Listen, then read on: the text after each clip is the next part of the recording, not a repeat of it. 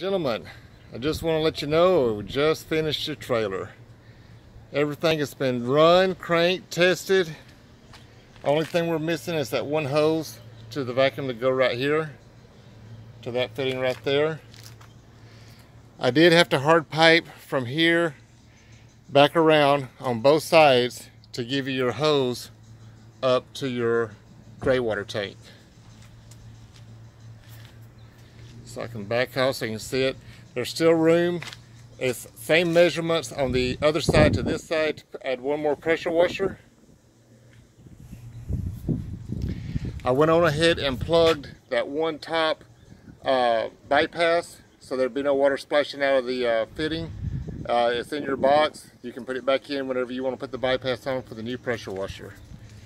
Alright, as we move around to the back, right here is your one vacant spot for one more hose reel for the second pressure washer. I plumbed your hose reel in, secured it.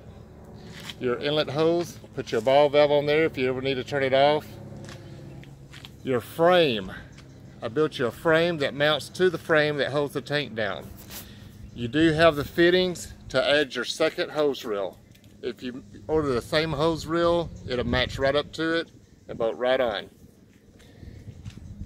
On your inlet water hose, I did put a fitting right here on the front to keep your hose secure. That way nobody's dragging hoses, tearing them up. They just need to make sure they secure them and tighten them down.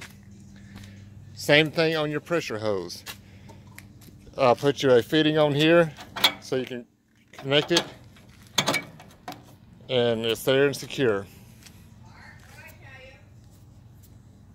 On the tanks, you got your screen for your water to your pressure washer. You got a ball valve to shut it off to clean your screen so you don't have water going everywhere. There's another look at your hose reel on the back side. As you come around, everything is anchored on the floor. Tom, I went on ahead and put the bypass back up to the tank instead of keeping it at the pump. So I reran that back up for you. Secured all your hoses to your deck. I had to change this out and put an elbow on here because your hose was coming straight out to here and it's up against this tank. It had a bind in it.